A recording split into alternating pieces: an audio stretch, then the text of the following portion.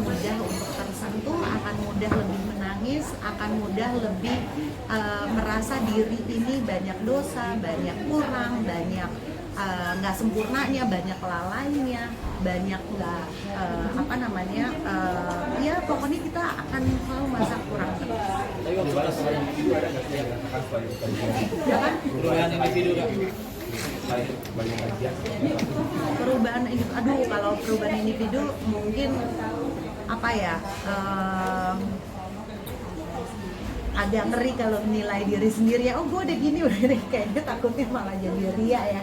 Tapi intinya buat aku sih perubahan itu aku tujukan untuk mencambuk diri aku yang misalnya kadang-kadang masih suka malas buka Quran gitu ya. Kayak ada misalnya salah satu nasihat Ustadz kayak misalnya gini, kita tuh sebenarnya hidup dilalaikan oleh apa sih?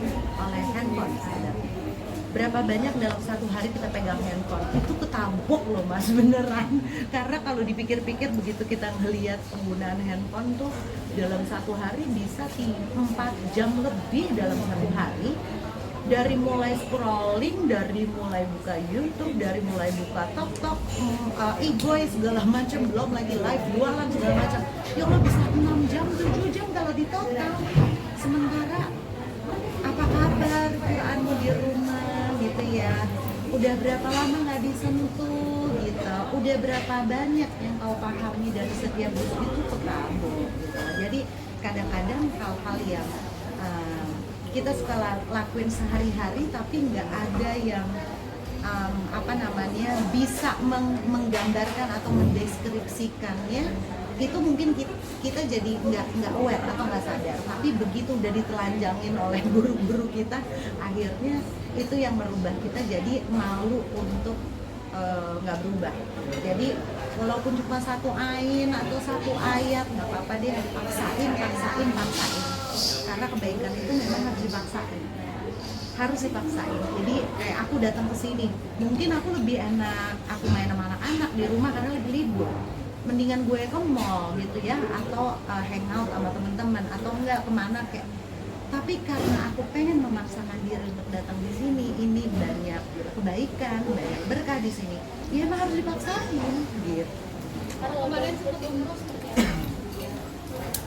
Umroh alhamdulillah. Perjalanan umroh aku kemarin, perjalanan umroh pertama perdana bersama anak-anak, bersama mertuaku, alhamdulillah yang usianya udah 80 tahun.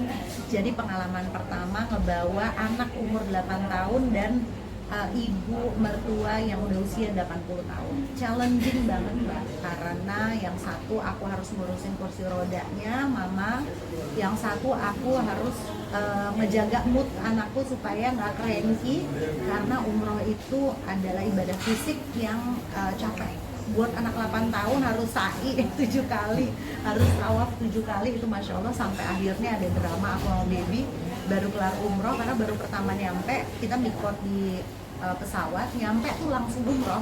Jadi belum mapping lokasi hotel kayak, oh kamu bisa lewat lift ini langsung ke Masjidil Haram, oh kita bisa, belum mapping nih. Jadi nggak tahu, pokoknya udah langsung nyampe Masjidil Haram, kita langsung umroh, pulang aku nyasar. Ditinggal sama baby sama Bambang duluan ke hotel. Dan itu sakit hati banget, kayak wah gila, kayak ya Allah aku ditinggal loh.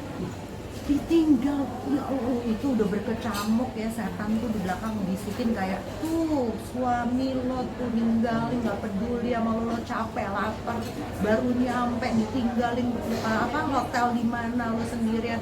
Untungnya ada Syahila sama Lisan, aku yang pertama kedua, itu kita berdua tuh udah kayak diubun-ubun. Bayangin nggak, baru kelar tahalul, terus tahalul nggak ada baby, nggak ada Bambang, kayak cuma bertiga doang. Itu kayak ya Allah sedih banget sih umroh kali ini gitu, tinggal suami. Karena biasanya begitu tahalul tuh kan klimaks ya, kita udah melewati semua rukun umroh, udah selesai, itu tuh jadi gong gitu loh. Tapi itu pasti nangis, kita peluk-pelukan kayak alhamdulillah. Ini nggak ada baby dong, nggak ada Bambang, rasa deh kayak gimana. Itu diuji. Jadi ternyata Allah tuh pengen uji kesabaran aku yang memang mungkin karakter aku yang aku gampang marah banget kalau dicuekin lah. Jadi kayaknya di sana tuh nih gue kasih nih, ayo bisa nggak nerima situasi, ternyata miskom. Baby pulang duluan karena Bambang ngantuk parah, nangis udah minta digendong, udah gendong depan, udah gendong belakang, udah di atas segala macam, dia udah ngantuk hebat. Sampai akhirnya saat terakhir tuh baby sampai pakai kursi roda biar cepat pulanglah dia duluan. Kan aku jadi sedih ya, dia capek gitu ya ternyata gendongin Bambang. Akhirnya aku yang minta maaf sama dia, besokannya kita udah baikan. Jadi banyak cerita seru yang aku ingat, tapi yang aku bersyukur adalah bisa membuat anak gadisku yang udah balik ya begitu berkesan dengan perjalanan umroh ini, sampai dia punya pikiran pengen tinggal di Madinah, nggak pengen pulang lagi. Dia bilang dia pengen restart hidupnya di Madinah, walaupun itu hanya emotional statement. Tapi aku merasa kayak, kok bisa sih Kak mikir gitu? Nggak tahu Bun, aku ngeliat kayak orang-orang di Madinah tuh mereka enak banget ya, kayak hidup di tengah-tengah surga. Kapanpun mau ke Raudhah bisa, kapanpun mau sholat gampang. Mereka cuma tinggal jualan, terus berdagang, berniaga, abis itu sholat, abis itu gitu aja. Bun, ternyata hidup tuh gini doang ya, kok enak ya, aku pengen tinggal di sini Bun gitu. Sampai dia nangis ninggalin anakku yang pertama, yang Luisa nangis ninggalin Mekah, Syabila nangis ninggalin Madinah. Jadi dua-duanya alhamdulillah bukan aku yang expect tinggi gitu ya, tapi ternyata Allah bisa ngebolak-balikin hatinya anak-anakku sampai segitu jatuh cintanya dengan perjalanan umrah ini. Kira-kira belum menikah, keajaiban keiman kakak sendiri banyak keluarga. Iya. Keajaibannya ada nggak? Banyak banget sih Mbak. Kalau misalnya kita mau ngelihat hal-hal kecil, buat aku itu adalah sebuah keajaiban ya. Hal kecil deh gitu, kayak misalnya contohnya pas kita nyampe, begitu kita ikhlas sebelum datang itu kan ada berita Mekah banjir, hujan gede gitu ya. Terus aku cuma berdoa dalam hati, ya Allah berikan umroh yang nyaman buat kita gitu ya, yang dikasih jalan yang mudah lah untuk kita berumroh gitu ya. Alhamdulillah ya, kalau buat aku itu bukan keajaiban, tapi memang Allah itu udah nyiapin semua pada porsinya. Mungkin buat orang yang dapat kehujanan, mereka bersyukur karena itu berkah, nggak pernah terjadi di Mekah. Buat mereka itu kesempatan yang luar biasa. Tapi buat aku mungkin Allah udah siapin nggak hujan buat aku karena oh iya, aku lagi bawa mertua yang mungkin nggak mungkin hujan-hujanan umrohnya gitu ya. Terus udah gitu, begitu kita sampai Indonesia ternyata Raudhah ditutup sampai tanggal 28. Kita udah nyampe Indonesia, beritanya naik Raudhah ditutup sampai tanggal 28 Januari. Buat aku itu kayak, Masya Allah ya, kok nyampe Indonesia gitu ya, Raudhah baru ditutup. Terus udah gitu tiba-tiba kemarin jamaah di Madinah dan Mekah overload pada nggak dapet hotel karena ada broker Arab yang nakal gitu ya. Itu aku sampai ngeliat beritanya, ya Allah kita udah nyampe tanah air gitu ya. Itu hal-hal yang kita nggak sadarin, tapi buat aku itu ya karena Allah ya gitu ya. Walaupun tetap mereka jamaah-jamaah yang dapat kesulitan itu justru mungkin pahalanya berlipat. Terus apa lagi ya, anak-anakku begitu umroh itu jadwalnya mereka period PMS, minum obat untuk menahan supaya periodnya nggak jebol. Keajaibannya adalah alhamdulillah aku haji 2022 minum itu jebol Mbak. Aku nih jebol sampai minum obatnya 3 kali dalam 1 hari, ditambah penghenti darah, beli di apotek di Arab Saudi di Mekah, nggak berhenti, jebol, tetap jebol. Untungnya pas pada saat terjadi setelah haji selesai, jadi pada saat aku lagi mau arba'in di Madinah, aku bilang, Kak Syabila, Luisa jangan berharap banyak sama obat ini karena kita jadi musyrik. Kita yakinin bahwa obat ini bisa menghentikan kita period, itu udah hal Kak, nanti kayak bunda jebol gitu. Pokoknya kamu ikhlas aja, apapun yang nanti ketentuan dari Allah kamu ikhlas. Alhamdulillah begitu mereka nggak punya, mungkin anak-anak nggak terlalu overthinking kali ya, kalau kita tuh overthinking.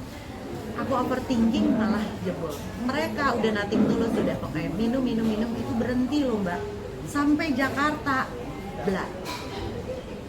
itu nikmat yang buat aku, mungkin buat sebagian orang kayak biasa aja lah, namanya juga lo pakai obat. Tapi kalau buat aku melihat anak-anakku bisa full sholat 5 waktu di haram dan nabawi dengan izinnya Allah lewat obat itu berkah karena nggak semua orang bisa dapat rezeki itu, karena aku ngalamin sendiri deh.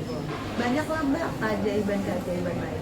Kan itu memastikan kenyamanan anak-anak juga. Kalau mertua lagi sakit, Iya. memastikan kenyamanan dia tetap bisa ikut beribadah. Nggak boleh kebanyakan harapan terlalu tinggi. Artinya gini, kalau aku waktu umroh sama baby berdua gitu ya, atau haji kemarin tuh kita memang fokus dengan berdua gitu loh. Jadi apapun kegiatan setiap hari bangun jam 3 terus kita itikaf gitu ya, sholat tahajud, witir, semua segala macam sampai suruh, sampai duha, udah gitu ke hotel cuma sarapan, udah gitu siap-siap lagi zuhur. Kita bisa nih bikin jadwal seenak kita karena kita berdua doang. Sekarang kalau waktu kemarin sama mama sama anak nggak bisa mbak. Jadi aku mikir kayak Luisa, hari ini Luisa sholat subuh di kamar jagain Bambang, karena Bambang kalau ditinggal nggak mungkin di kamar dan bangunnya susah untuk subuh jam 4 aku bangunnya nggak mungkin deh. Ya udah Luisa jaga, terus mertua aku yang jaga adik ipar karena kita bawa juga untuk sholat subuh di kamar aja, kata alhamdulillah masih pelataran haram. Jadi semuanya harus diatur supaya dapat enak sama-sama. Mertuaku nggak ngerasa digenjot jadwalnya, anak aku juga nggak ngerasa kayak kok gini banget sih umroh, capek aku gitu ya. Jadi kita harus bijaksana membuat jadwal supaya semuanya enak. Emang mungkin nggak segila kalau aku berdua doang sama baby. Kalau berdua doang sama baby tuh kita bisa wah gila deh, pokoknya waktunya sedikit lah untuk santai-santai. Tapi kalau kemarin kita banyak mengalah, tapi nggak apa-apa karena kita lagi bawa berdua dan anak tuh, jadi tujuannya, goalnya udah beda dengan kita kalau umroh berdua doang.